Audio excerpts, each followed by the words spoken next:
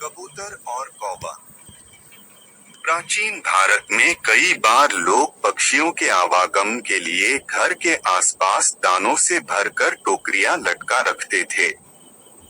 राजा के कोषाध्यक्ष के रसोइयों ने भी ऐसा कर रखा था।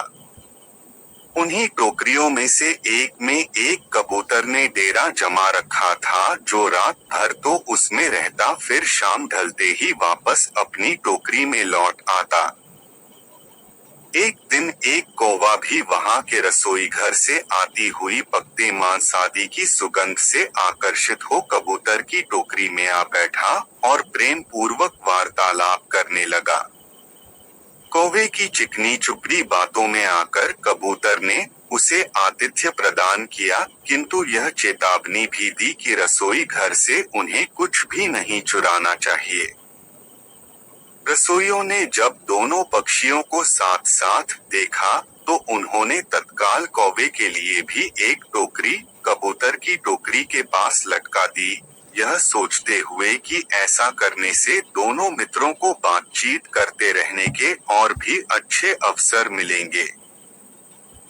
दूसरे दिन कबूतर जब तड़के ही उड़कर दूर निकल गया तो कौवा अपने वासस्थान पर दुबका पड़ा रहा।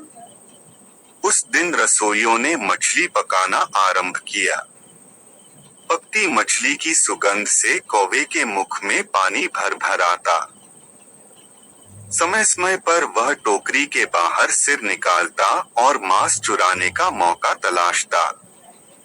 एक बार उसने जब देखा कि रसोई घर के रसोइये थोड़ी देर के लिए धूम्रपान के लिए बाहर निकले हुए थे, तब वह उड़ता हुआ नीचे आया और पकते मांस के एक बड़े से टुकड़े पर चोंच मार दी, जिससे हांडी के ऊपर रखा कड़छुल नीचे गिर गया।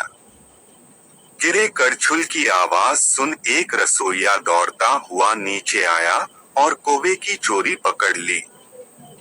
उसने तत्काल रसोई घर का द्वार बंद कर कौवे को धर दबोचा और बड़ी बेरहमी से उसके पंखों को नोच उसे मिर्च मसालों में लपेट कर बाहर फेंक दिया। थोड़ी ही देर में कौवे के प्राण निकल गए।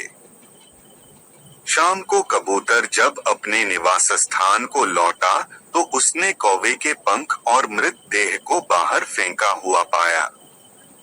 उसने तत्काल समझ लिया कि कौवा अपने लोभ का शिकार हो चुका था। कबूतर एक समझदार और दूरदर्शी पक्षी था।